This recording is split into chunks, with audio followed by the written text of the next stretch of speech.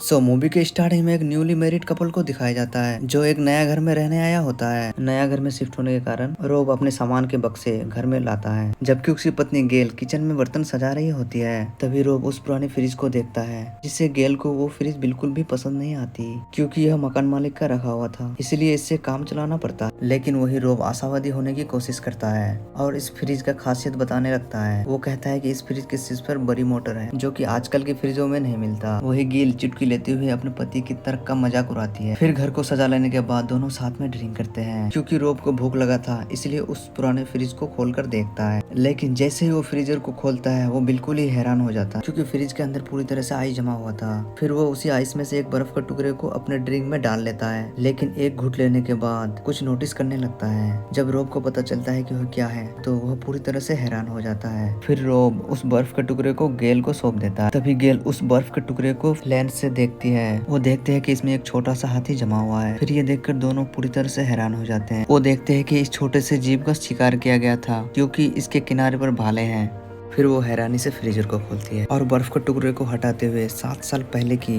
विकसित दुनिया को देखती है। फिर उन्हें ये लगता है कि यहाँ के लोगों का समय तेजी से आगे बढ़ रही है, क्योंकि वो लोग अपना काम सेकंडों में करते हुए उसे देखती है। अगले ही सीन में हम देखते हैं कि रोब उस छोटे शरीर वाले हाथी को अपने घर के पौधे के नीचे दफना देते हैं। फिर कुछ समय के बाद गेल फिर रोब को फ्रीजर ओपन करने के लिए बोलती है। वो देखते हैं कि वो 7-8 साल पहले की दुनिया अब एक जगमगाता हुआ शहर बन गया है, जबकि वे कुछ ही मिनट पहले फ्रीजर को खोले थे, लेकिन फ्रीजर में अब सालों बीत चुके हैं। फिर वो देखते हैं कि लोग सेकंडों में ऊंची इमारतों और घरों का निर्माण करते हैं। वही रोब उदास हो जाता है, क्योंकि वो पूरी सभ्यता को बदलते देखना चाहता था। फिर हम फ्रीजर के अंदर देखते हैं कि 2 लेबर 2 बेवकूफी के बारे में शिकायत करते हैं। यहाँ पर वो लोग रोब और गेल के बारे में बात कर रहे होते हैं, जो उन्हें हर दिन देखते हैं, और कहते हैं कि वो गेल के दांतों पर ब्रोकली देखकर थक गए हैं। फ्रीजर में बैठे लोग इन लोगों को देखकर बिल्कुल ही हैरान नहीं होते हैं। कुछ ही समय बाद फ्रीजर के अंदर की दुनिया आधुनिक युग में बदल जाती है और देखते ही देखते बड़े पैमाने पर गगनचुंबी इमारतें बन जाती है। फिर वे देखते हैं कि छोटी छोटी वस्तुएं इमारतों के ऊपर से उड़ रही होती है, जिससे रोब समझ नहीं पाता है कि यह क्या है। लेकिन गेल कहती है कि वह हवाई जहाज हो सकती है। वही दोनों काफी उत्साहित होकर इस बदलती दुनिया का लुत्फ उठाते हैं। वही रोब स्टारबक्स की इमारतों को देखकर हंसता है और इस छोटी सी दुनिया से अपने आप को रिलेट करने की कोशिश करता है, और वो इसे अच्छी तरह से देखने के लिए इसके करीब आता है। तभी अचानक एक विशाल चमकता हुआ मिसाइल इस छोटे से शहर पर लॉन्च होती है, जिसके बाद रोब नीचे गिर जाता है। फिर गेल उसकी मदद करता है और उसे उठाता है। फिर ये लोग देखते हैं कि फ्रीजर के अंदर जो लोग होते हैं वो युद्ध में होते हैं और सब कुछ नष्ट होने लग रहा होता है। फिर ये मानवता के कठिन भविष्य पर चिंतित हो जाते हैं, लेकिन इसका ये परवाह नहीं करते हैं। फिर गेल फ्रिज को बंद कर देती है और कहती है कि वार हम और नहीं देख सकते, इसलिए उन्हें कुछ समय बाद वापस आना चाहिए। फिर ये दोनों इसका परवाह किए बिना पिज्जा ऑर्डर करते हैं और इसका आनंद उठाते हैं। फिर लगभग 1 घंटे बाद रोब सुझाव देता है कि अंदर क्या चल रहा है जांच कर लेते हैं। वो सोच रहे होते हैं कि शायद अंदर की दुनिया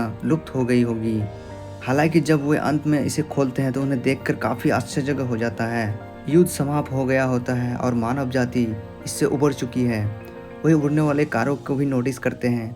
अब ये देख रहे होते हैं कि वर्तमान की दुनिया से भी ये काफी आगे बढ़ चुका है। इस भविष्य की दुनिया की शुरुआत में कई गगनचुंबी इमारतें हैं, लेकिन इसकी संरचना एक विलक्षण पिरामिड की तरह होता है और वहाँ के सभी बाशिंदे उस पिरामिड के अंदर रहते हैं। लेकिन जब पिरामिड सामने आता है तो यह हीरे की एक आकार की संरचना को अंदर प्रकट करता है, और यह संरचना पूरे शहर को अवशोषित करती है और जल्द ही इसके बीच एक ऊर्जा का एक क्षेत्र बन जाता है। और फिर ये अचानक फट जाता है और ये चिंगारी फिर किचन में आ जाते हैं।